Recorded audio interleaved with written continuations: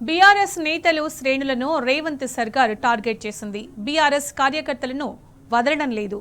Greater Warangal municipal corporation పరిధిలో అధికారులు రెచ్చిపోయారు. ఎలాంటి నోటీసు ఇవ్వకుండా భద్రకాళి ఆలయ పరిసరాల్లో చిరు వ్యాపారుల దుకాణాలను కూల్చివేశారు. అందులో బీఆర్ఎస్ కార్యకర్త సదాంత్ షాప్ ఉంది. మిగతా చిరు వ్యాపారులకు షాపుల్లో ఉన్న సామాన్లు తీసుకునేందుకు అవకాశం ఇచ్చారు.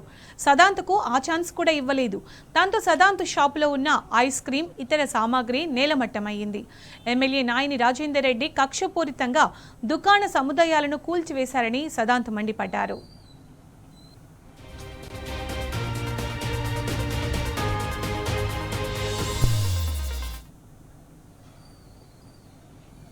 మేము ఇక్కడ వచ్చి పని చేసుకొని బతకడానికి మేము కిరాయి సార్ వాళ్ళకు కీర్తి గార్డెన్ వాళ్ళకు కిరాయి కడుతున్నాం, కరెంట్ బిల్ కడుతున్నాం, ట్రేడ్ లైసెన్స్ ఉంది మాకు ఇట్లాంటి ఇంటిమేషన్ లేకుండా అధికార పార్టీ వాళ్ళు మమ్మల్ని ఇబ్బంది పెట్టి మా ఆయన టీఆర్ఎస్ పార్టీలో తిరుగుతాడు. ఆయన కోసమే ఇదంతా చేస్తున్నారని నేను అనుకుంటానా. మాకు కనీసం ఒక గంట టైం ఇచ్చినా కానీ ఇదంతా మేము చెల్లా చెదురు కాకుండా మేము కాపాడుకునేటోళ్ళము. మమ్మల్ని ఇబ్బంది పెట్టి మమ్మల్ని చాలా ఇదైతే జీవనోపాధి పోయేటట్టు మమ్మల్ని అయితే ఈ రోజు అయితే రోడ్డు మీద వేసిండు. మమ్మల్ని పొద్దున 6 గంటల నుంచి మొదలు పెడితే రాత్రి 11 గంటల దాకా ఇక్కడే ఉంటాం మేము. కనీసం అమ్మ మీరు ఇది కూడా తీసేస్తున్నాం, మీరు తీయండి అంటే మేము సమ్మక్క సారక్క జాతర కాబట్టి మేము అందరు భక్తులు వస్తారు కాబట్టి మేము 2-3 లక్షల సామాన్ తీసుకొచ్చుకొని పెట్టుకున్నాం. ఇప్పుడు మేము బయట ఫ్రిడ్జ్లో మొత్తం అన్ని తీసుకొచ్చి పెట్టినాము, అవన్నీ డ్యామేజ్ అయినాయి. దానికి ఎవరు మాకు సమాధానం చెప్తారు? సరికే కూలగొట్టేసిండు. నేను వచ్చి కనీసం ఎందుకు కూలగొట్టినా సార్ అంటే అక్కడ సార్ని అడగండి అన్నారు. ఆ సార్ దగ్గరికి వెళ్తే ఇది మీ ల్యాండ్ కాదు, ఇది గవర్నమెంట్ ల్యాండ్, ఆ గోడ వరకే మీ ల్యాండ్ అని చెప్పి వాళ్ళు అన్నారు. మరి కిరాయి ఇచ్చిన వాళ్ళు వాళ్ళైతే పిచ్చోళ్ళు కాదు కదా. వాళ్ళు ఇచ్చిన వాళ్ళు అంత ధైర్యంగా మాకు ఎందుకు ఇస్తారు? మేము ఇచ్చిన వాళ్ళకి అగ్రిమెంట్ తీసుకున్నాం, రాసుకున్నాం. ఇదేమో 1 ఇయర్ లేకపోతే 10 నెలల ముందో 2 నెలల ముందో తీసుకున్నది కాదు. 3-4 సంవత్సరాల నుంచి మేము ఇక్కడనే ఉంటాను. 3-4 సంవత్సరాల నుంచి లేని బాధ ఇప్పుడు ఎందుకు వచ్చింది? మేము మీరు తప్పు చేసేయాలని చెప్పాలి కదా.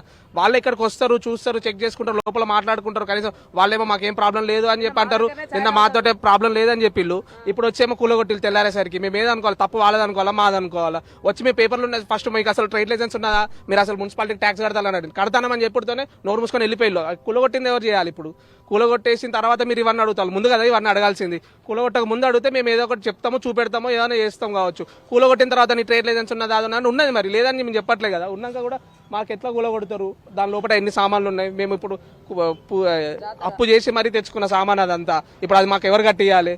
ఎవరిని అడగాలి? మేము అడిగితేనేమో ఆ సార్ని అన్నాడు, సార్ నాపి మాట్లాడితేనేమో ఆయన వెళ్ళిపోతాడు. మా మీద కక్ష సాధింపు కోసమే కూలగొట్టాలని మేము అనుకుంటున్నాము.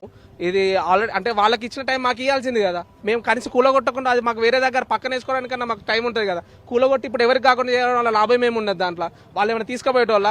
వాళ్ళు ఏమైనా ఇప్పుడు మాకు మేమే కష్టపడి కట్టుకున్నాం. మేము రూపాయి వాళ్ళకంత రూపాయి అంత చులకన కావచ్చు. మాకు రూపాయి కష్టపడి పొద్దున్న లేచి 6 గంటల నుంచి 11 దాకా ఉంటే 100 రూపాయలు కావచ్చు, 200 వస్తాయి కావచ్చు. వాళ్ళకి 100-200 ఈజీ కాబట్టి కూలగొట్టిళ్ళు. ఎంత కష్టపడితే ఇది రేకులు వేసుకున్నాం, ఎంత కష్టపడి మేము ఫ్రిడ్జ్ వేయించుకున్నాం, ఎంత కష్టపడి సామాన్లు వేయించుకుంటున్నాం. మేము ఈరోజు భద్రకాళి దగ్గర ఉన్నటువంటి ఒక టీ షాపును కక్షపూరితంగా నేను ఈ రోజున బీఆర్ఎస్ పార్టీలో కష్టపడి వర్క్ చేస్తాను కాబట్టి ఉద్దేశపూర్వకంగా ఈ యొక్క స్థానిక ఎమ్మెల్యే నాయని రాజేందర్ రెడ్డి గారు, మా నగర మేయర్ గుండు సుధారాణి గారు కావాల్సుకొని మేము ఒక జీవనోపాధితోటి నేను ఇక్కడ నివసించుకొని ఆ పుట్ట కోసం మేము ఇక్కడ నా ఫ్యామిలీ నేను ఇక్కడ బతుకుతుంటే ఒక ప్రైవేట్ ల్యాండ్ ఇది గవర్నమెంట్ కూడా సంబంధం లేదు. ఒక ప్రైవేట్ ల్యాండ్ 3 సంవత్సరాల నుంచి వెళ్ళి ఈ కీర్తి గార్డెన్ వాళ్ళకు సంబంధించిన ప్రైవేట్ ల్యాండ్.